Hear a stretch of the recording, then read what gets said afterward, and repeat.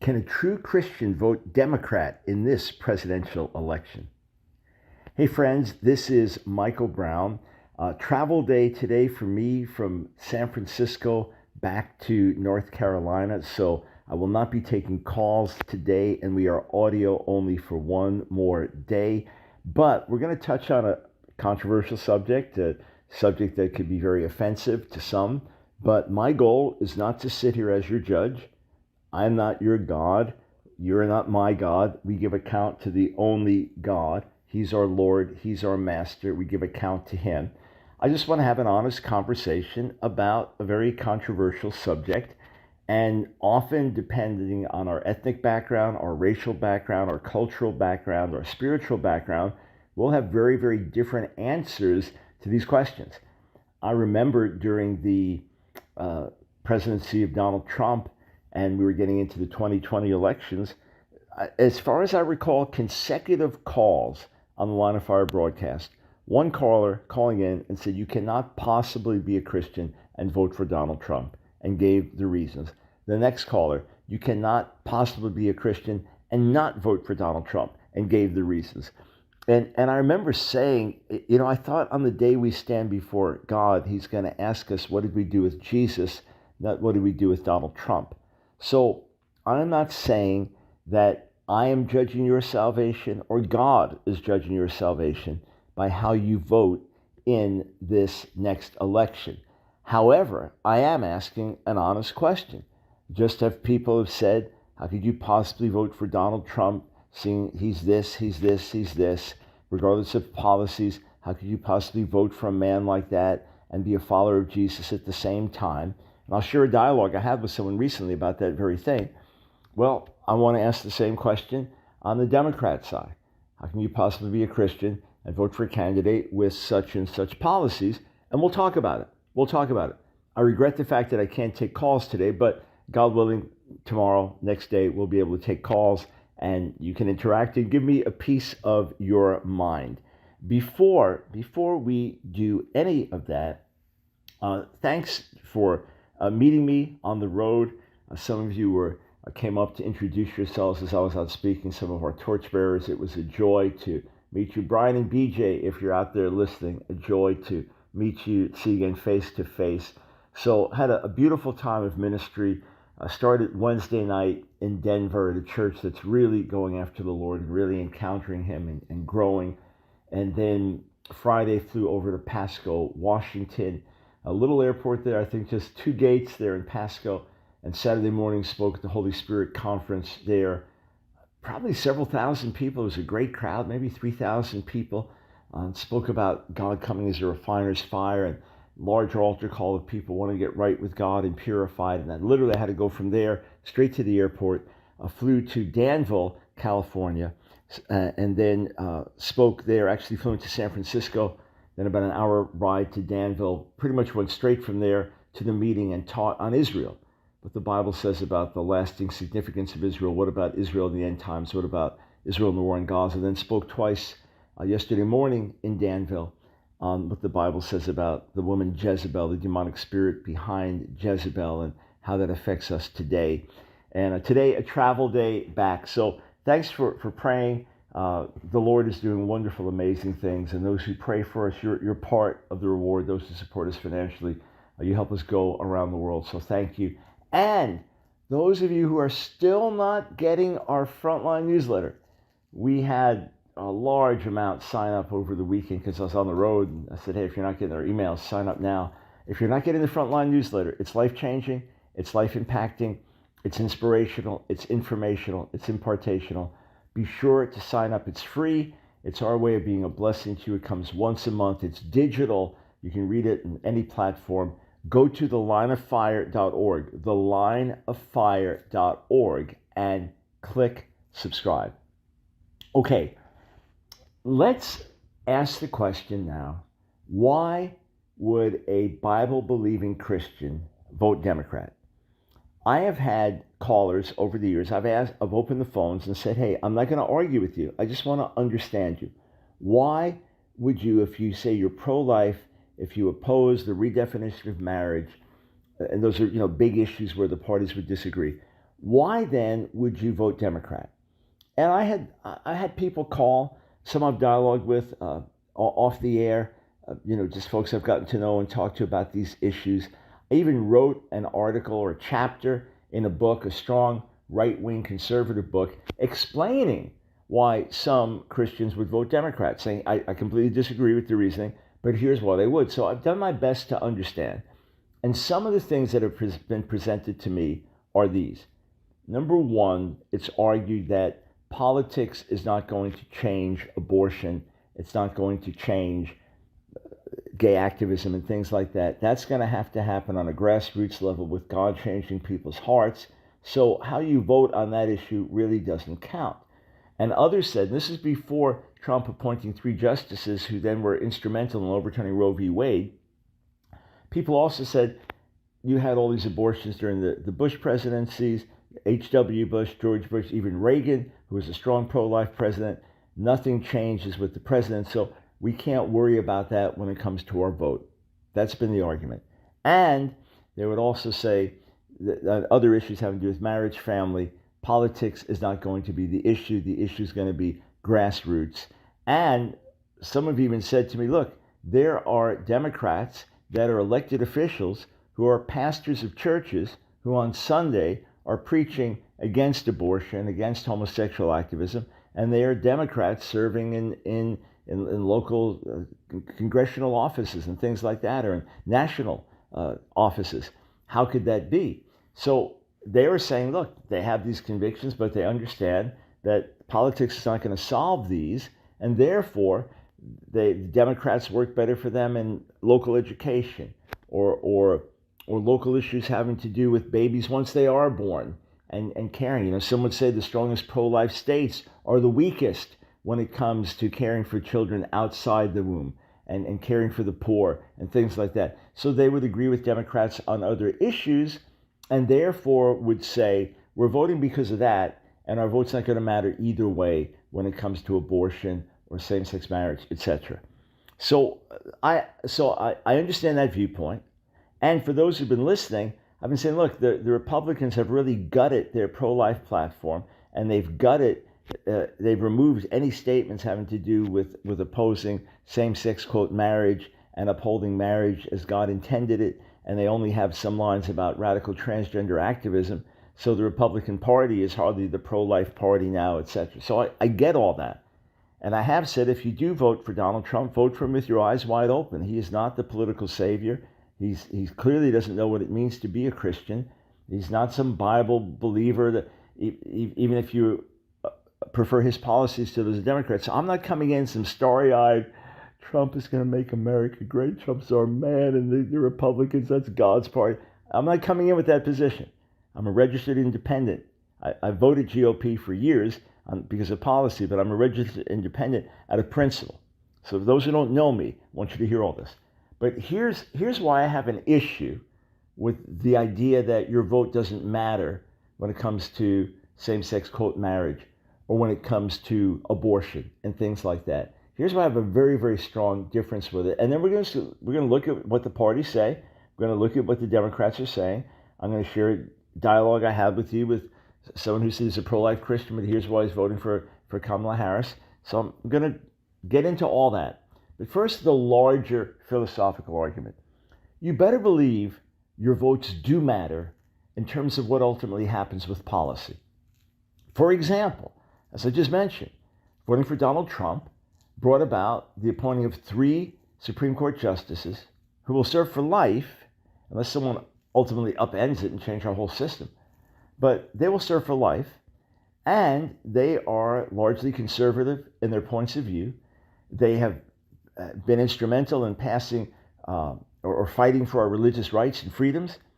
They're just instrumental, 2 of them out of the 3 that were appointed, instrumental in voting against the gutting of Title IX, which was under Biden-Harris, which would basically take away distinction between males and females in sports, the whole thing of Title IX. So someone who identified as female was actually male, can now participate in women's sports, completely guts the whole purpose of it. The Supreme Court said no to that. So this affects your kids in school. This affects your daughter whether she gets a scholarship or not, or whether a boy who identifies as a girl is faster than her and gets the track scholarship that she was going to get in college, or the softball scholarship, or whatever it is. These are things that actually matter.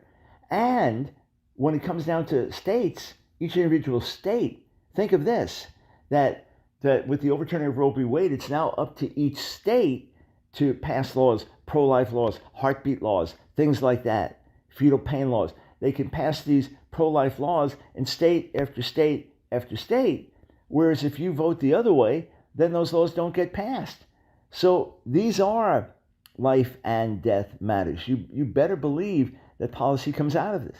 Now, it turns out that it was a conservative president, a Republican president, who appointed Anthony Kennedy to the Supreme Court. Some warned at the outset I was not focused on that or even aware of what the real issues were back at that time when Kennedy was being appointed. But I didn't have as much political focus because I wasn't addressing the issues on radio and in articles and things like that. But there were those who said he's going to go the wrong way on key issues and he wasn't the right appointee. So it's true that he was appointed by a Republican president and that he ultimately ended up being the swing vote who voted to redefine marriage. So that can't happen. But you've got a far better chance of a conservative justice being appointed than a radical leftist justice being appointed. Listen, America, in terms of the courts, in terms of religious freedoms, in terms of pro-life, in terms of quite a few other issues, in terms of radical LGBTQ activism, would look very different right now if Hillary Clinton had defeated Donald Trump and she had been the one making 3 court appointees. We see the one appointee by Biden-Harris in terms of radical leftist views on some subjects. So you better believe your vote does matter in terms of major national policies. Now, here's the deal. As I explain in my book, Turn the Tide, changing laws alone won't do it. You've got to change laws and hearts.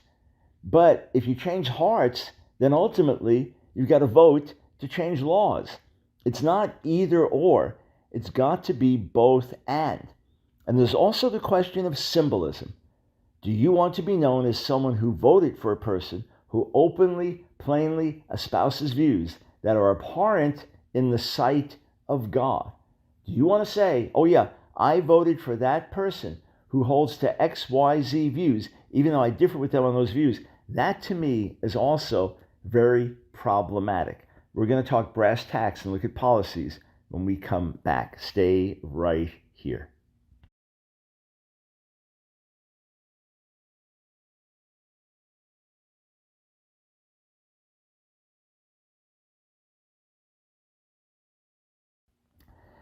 Welcome back, friends, to the Line of Fire broadcast. Michael Brown asking the question, can a true Christian vote for a Democratic presidential candidate now in the 2024 election? Can you vote for Kamala Harris without compromising your values before God? That question will obviously come up about President Trump. Can you vote for him as a true Christian without compromising your values before God? Now, what about Kamala Harris? We're going to talk about that. And if you know me at all in the show, my goal is not to stir up controversy. My goal is not just to create all kinds of heat. I want there to be light. I want there to be insight. I want there to be understanding. And then when we differ, we will have a friendly conversation. I'm not taking calls. Those watching on YouTube or Facebook, you know that we are audio only today, as this is a travel day from San Francisco. When I was talking to one of the couples, torchbearers, that I met in Danville, California, the husband was saying, "Hey, your ministry has been so great for this Jewish man, himself a Jewish believer." And he said, "Thanks for Trivita also." And his wife said, "Oh yeah, no palea, nitric oxide." He's into all that. So thank you, Trivita, for your generosity towards us and for putting out such great wellness products. So friends, check them out. I use them daily. I think that you'll benefit as well. All right. So let's just say we lived in the days of slavery. All right. We live in the days of slavery, and you've got one candidate who is an abolitionist. He wants to end slavery and the slave trade in America, but he's weak on other policies. He's weak on economy. He's weak on national security. whatever the policies, the big issues were back then, all right, in the mid-1800s. You have another candidate who is militantly pro-slavery, absolutely pro-slavery, but much, much stronger on economy, national security, etc. As a true follower of Jesus, could you possibly justify voting for the pro-slavery candidate because they were stronger on these other issues? I could not. I could not. The worst case scenario to me would be that I couldn't cast a vote either way.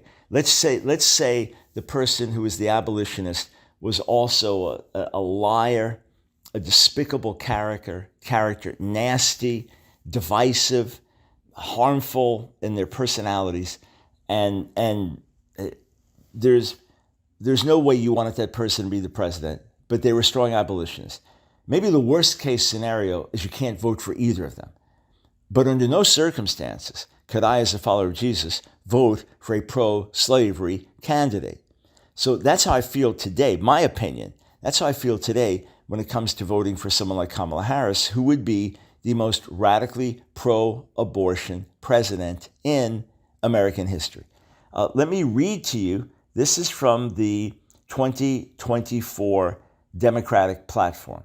All right, so I'm not making this up. This is not something I heard somebody say. I'm reading verbatim from Democrats.org, where we stand on the issues 2024, all right? Under, quote, reproductive rights, Democrats want to codify Roe v. Wade into law to protect women's freedom to make their own health care decisions, while extreme MAGA Republicans are working to ban abortion nationwide. Now, Trump has said he does not want to ban abortion nationwide. He wants each state to decide. He's been clear on that. But yes, many conservative Republicans absolutely would like there to be a national ban on abortion. However, notice, Democrats want to codify Roe v. Wade. That would overturn every pro-life state law right now. If you vote Democrat, you are voting for the reinforcing of Roe v. Wade, but codified in an even stronger way nationally. So that would now overrule all the pro-life advances that have taken place since the overturning of Roe v. Wade. All the pro-life legal decisions would basically be thrown out, and they'd be thrown out with the help of your vote. I'm going to keep reading. Joe Biden and Kamala Harris believe that reproductive health care decisions should be made by women with their doctors, not politicians. After Donald Trump overturned Roe v. Wade and ripped away nearly 50 years of women's rights, Joe and Kamala took action to protect and strengthen reproductive health care access and ongoing MAGA Republican attacks. In other words, they strengthened abortion. This includes signing 3 executive orders to strengthen, I'm going to change the words reproductive health care access, all right? And I'm going to change it to abortion rights. This includes signing 3 executive orders to strengthen abortion rights, fighting for a woman's right to emergency medical care, defending, and goes on. All right, so this is pretty radical. Donald Trump, quote, proudly overturned Roe and brags about unleashing the extreme abortion bans across the country that are putting women's lives at risk and threatening doctors with jail time. He has called these state abortion bans a beautiful thing to watch and said that women who have an abortion should be punished. Obviously, he didn't say that. If elected, Trump will ban abortion nationwide. Again, he didn't say that either. And he refuses to support nationwide protection for IVF. His close allies Project 2025, which Trump has completely disavowed, proposal includes plans to attack reproductive health care in all 50 states without the help of Congress, including banning abortion, restricting access to birth control, and prosecuting and jailing women and doctors for sending or receiving abortion medication in the mail. So there's some exaggerations here in terms of what Republican policy would be or what Trump's own views are. But without question, they have rightly represented their own views. Radical pro-abortion, re-enshrining of Roe v. Wade. And remember, there are states now in America where if a woman right up to the time of pregnancy said, I'm having a nervous breakdown, I can't have this baby, healthy baby could be killed in the womb under Democratic leadership, and this would only reinforce those statutes. That's what you would be voting for. You say, but I don't believe in that. But you are casting a vote to empower people to do that. And if there's blood on their hands, then there's blood on your hands. That's why I could not do it. All right, now I'm going to share with you a dialogue I had with a pro-life Christian who said he's voting for Kamala Harris. In fact, let me go there now. All right, I can.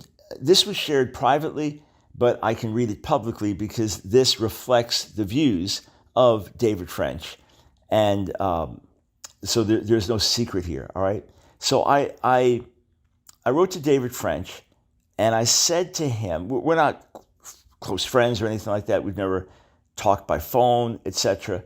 I sent him a copy of my book, The Political Seduction of the Church, in 2022, and we didn't really interact after that. So I wrote to him on Friday via X, and I said, David, just a personal note to let you know I was shocked by your endorsement of VP Harris, along with the reasoning behind it, saying he was going to vote for her. And we'll probably be writing a response piece. Should you want to have a friendly dialogue with me about this on my radio show, just let me know. Then he wrote back, and again, these are public views of his, that's why I can quote this. Sure thing. I'm shocked you're shocked after one of the two candidates tried to destroy our democracy and would abandon Ukraine. But as I said in my piece, reasonable people can disagree. Then he wrote, just a quick question. Are you equally shocked that Christians are supporting a man found liable for sex abuse who attacked our democracy and has engineered the most watered-down abortion plank in modern Republican history? If not, why not? That will be an interesting part of your piece. So I asked him if he read the book I sent, etc. And then I sent him an article where I said, hey, if you're going to vote GOP, great, just do it with your eyes wide open. And he said, I find it interesting that you're shocked that a Christian would vote for the pro-choice candidate who hasn't tried to overthrow the government, hasn't been found liable for sex abuse, and won't abandon Ukraine to Russian aggression. And when you're so plainly not shocked that a Christian would vote for a pro-choice man who instigated a violent attack on the Capitol, has been found by a jury to have sexually violated a woman, not his wife, entered into a fraudulent hush money scheme to conceal an affair with a porn star, and would roll over in the face of naked aggression by a homicidal Russian dictator who is destroying Ukrainian churches by the thousands. And then I wrote back again from my full perspective, including a very strong rebuke to many of my fellow evangelicals who supported Trump. Read the Political Seduction book. As for your comments, do you see no bias in your very statements? Have you not read the opinions of legal scholars who are not Trump supporters who believe he is the victim of lawfare? As for January 6th, as I said on the air that day, while I believe Trump did not intend that there would be violence or an insurrection, I held him morally responsible for the outcome of the day because of his irresponsible rhetoric. Sadly, I find unhinged, irresponsible rhetoric on the left as well, leading directly to violence. As for the Ukraine, I would expect Trump to confront all parties involved and broker an end to the war. But either way, you endorsed Harris with a view to speeding the end of the Trumpist GOP. To me, that is a counsel of despair, but one that reflects your deep anti-Trumpism. In other words, David French said, let's vote for Kamala Harris. He said he's going to do it because maybe that'll put an end to the Trump GOP and bring back true conservatism. Boy, do I differ with that approach.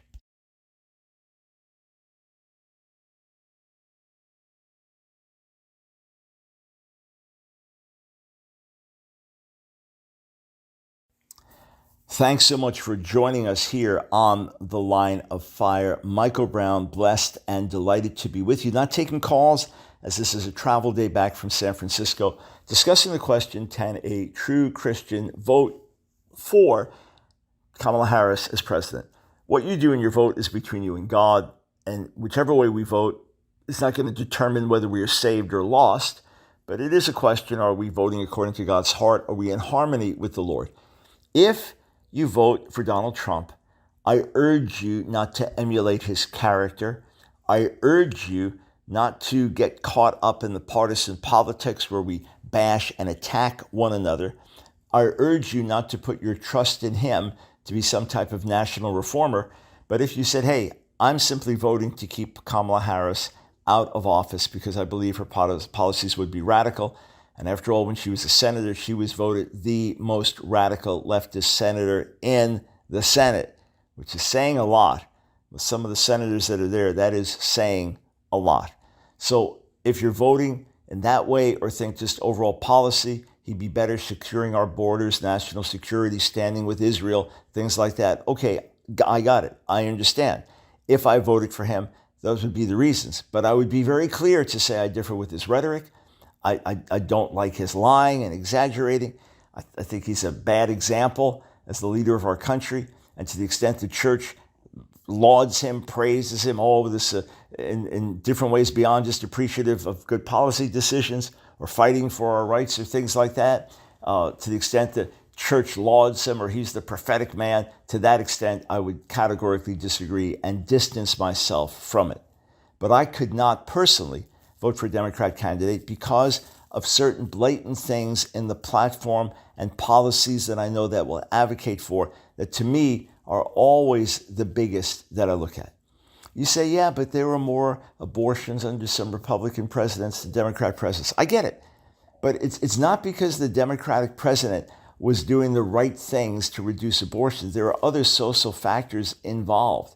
And since the overturning of Roe v. Wade, probably at least 50,000 babies have been saved. Maybe considerably higher than that. I haven't researched in recent weeks, but it could be higher than that.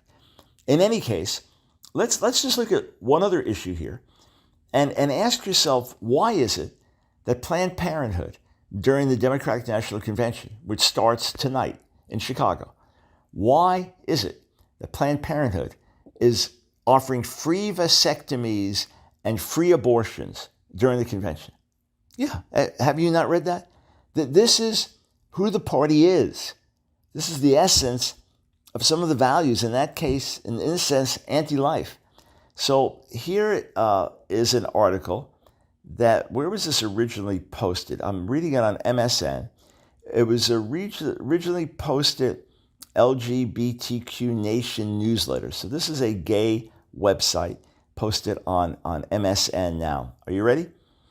And it's going to contrast Donald Trump's stances on various issues having to do with LGBTQ activism and those of Kamala Harris. All right? Are you ready? Same-sex marriage. Trump opposed same-sex marriage before becoming president and later said he's fine with it because it's now settled and irrelevant. However, his administration still discriminated against same-sex married couples and defended anti-gay adoption agencies. This is their views. Transgender military service. Trump implemented a ban on transgender individuals serving openly in the military. Gender-affirming medical care. Trump has promised to ban gender-affirming care for minors nationwide and prohibit federal agencies from promoting the concept of sex and gender transition at any age.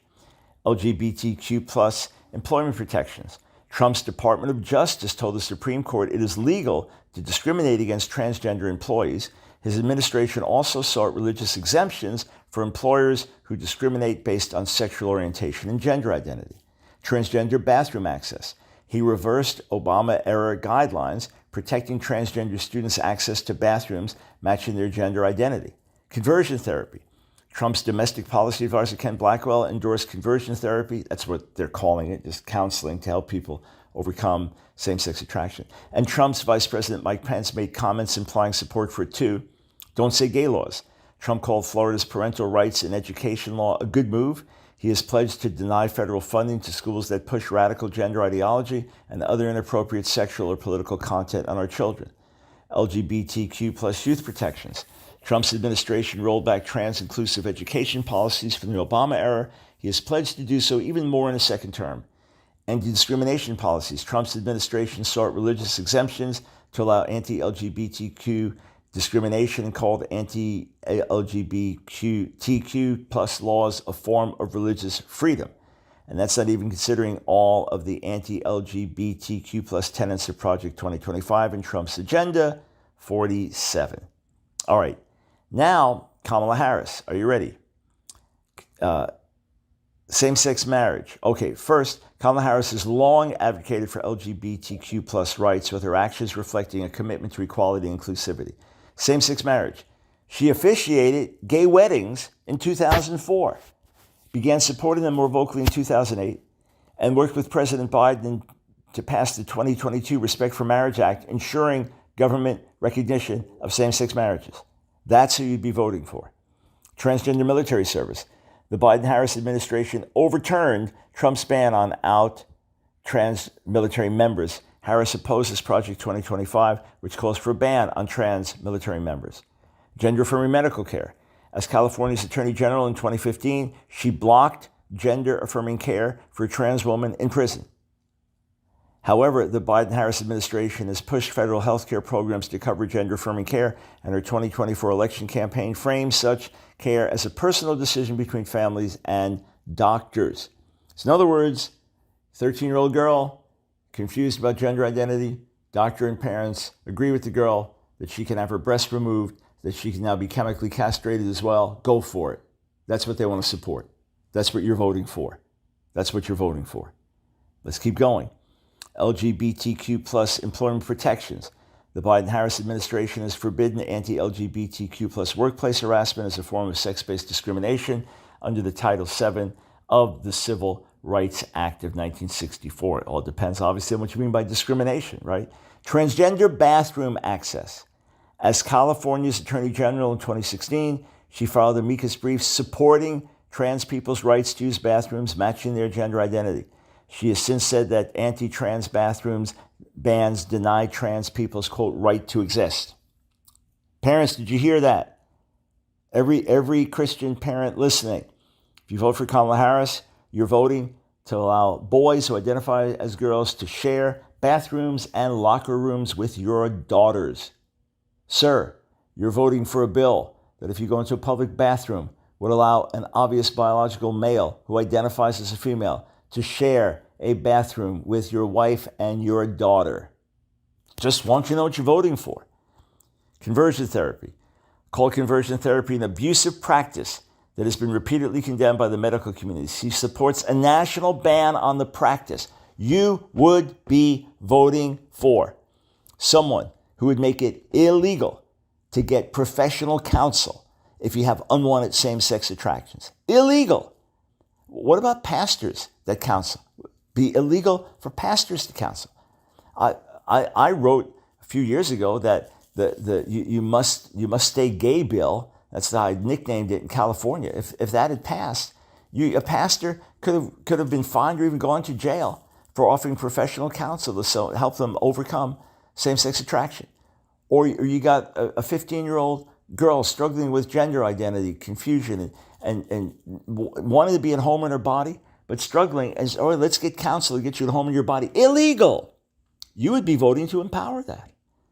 Don't Say Gay laws.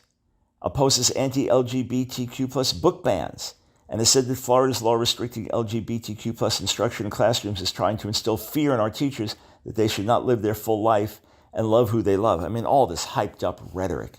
But you understand what that's saying. The so-called Don't Say Gay bill was nothing of the kind. We're simply saying we're not going to introduce these issues with sexuality, including gay, lesbian issues, to little children. That's all it was saying. The whole world should have shouted yes to that. LGBTQ plus youth protections spoke out against bullying and discrimination faced by LGBTQ plus school children. The Biden-Harris administration has also cut anti-LGBTQ plus educational discrimination, a form of sex-based discrimination prohibited under Title IX of the Civil Rights Act of 1964, and anti-discrimination policies committed to passing the Equality Act, which would add sexual orientation and gender identity to pre-existing federal civil rights laws, meaning the same laws that would apply to racial issues, all right, that you could not discriminate against a black man or black woman because of the color of their skin, or you could not discriminate against a Hispanic person because of their ethnicity. Now, the exact same law would apply to if a man identifies as a woman. So let's look at this, all right? You're a black man and you want to get a job in a certain job sector, and they say, oh, we don't hire blacks. Well, thank God. That's considered discrimination, and that evil practice is outlawed here in America. You cannot do that. You're a Hispanic woman and you want to get a job as a receptionist in a dentist's office, and you go in there to apply. No, we don't hire Hispanics. It's illegal. That ugly thing would be illegal, all right? Okay, you're a man who identifies as a woman. You're clearly a man. You dress as a woman, but it's very clear you're a man. You want the job now of teaching in a nursery school. I can't refuse to hire you under this version of the Equality Act, even though it's going to confuse the children, even though it's in violation of my own standards. No, because that would now be discrimination. That's what the Equality Act would do. So if you vote for Kamala Harris, that's what you're voting for for radical pro-abortion activism that could well become law and could overturn pro-life laws in your very state if they currently exist and in other parts of the country. For sure, you're voting for that. And you are voting for radical LGBTQ activism that could literally take away the rights of Christians. No hype here, no exaggeration. I've been studying these issues for 20 years and seeing where they're going and warned well in advance. So if that happens, if Kamala Harris is elected thanks to your vote, you contributed because all we get is one vote, so every vote counts. If she's elected with the help of your vote and these policies become law and babies are killed in the womb that could have been saved and active discrimination now comes against Christians for simply holding basic moral societal values, or you go to jail because you counsel someone on how to overcome their same-sex attraction. If that happens, you're part of that. You are responsible for that. So I just want you to consider those things before God. That's why I could not possibly vote Democrat, because of these policies. And there are other things that are quite massive I'll share with you also on the other side of the break. And then get back to David French and his idea of why he was going to vote for Kamala Harris as a pro-life Christian.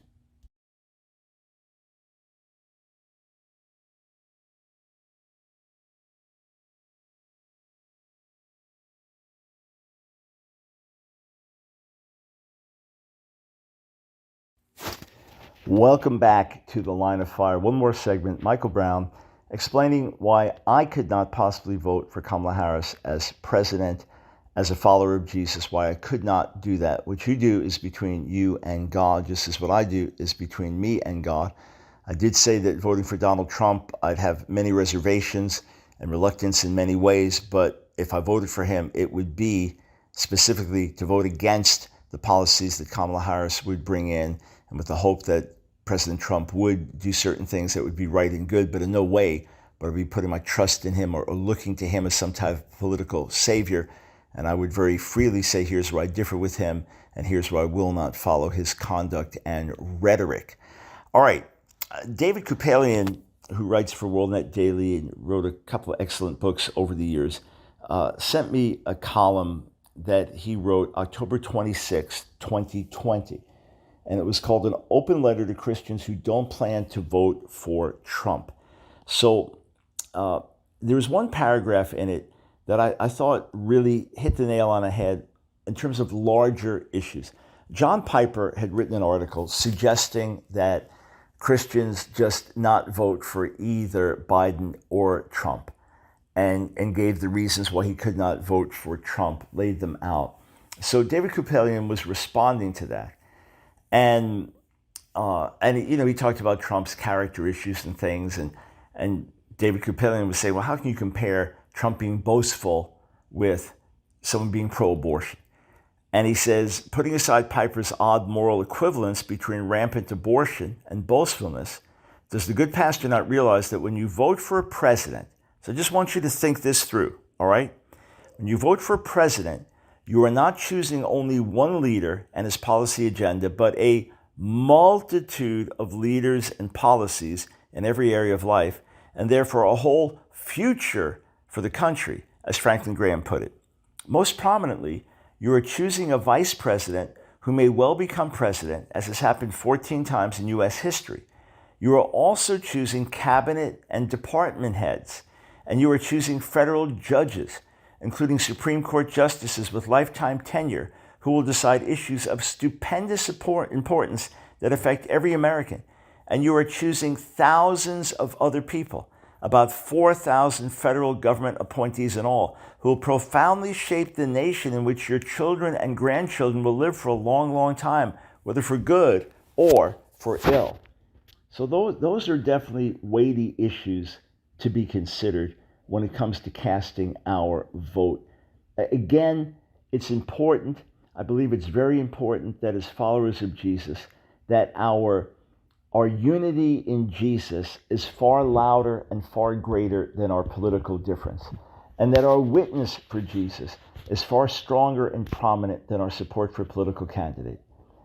As I've put it before, if you're going to wear a MAGA hat, that's what you feel is a good slogan and stand for it. You believe America's been better in the past. Okay, let your witness for Jesus be louder than your MAGA hat. You're going to have some Harris Waltz bumper sticker, and that's what you feel is right. Again, some profound differences on that with you. But if you do it, you're shouting your allegiance to Jesus needs to be louder than your bumper sticker. In other words, people should know us primarily as followers of Jesus and not primarily as supporters of a particular candidate or party. And for those just tuning in, remember, I have said that Donald Trump is not our political savior, that the GOP is not God's party, and that if I vote GOP and if I voted Trump, it would be for XYZ reasons, and here are the reasons why I could not vote Democrat. But let's get back to David French. David French was a prominent attorney with the Alliance Defending Freedom. One of my colleagues, Joe and Franco, worked side by side with David French over the years.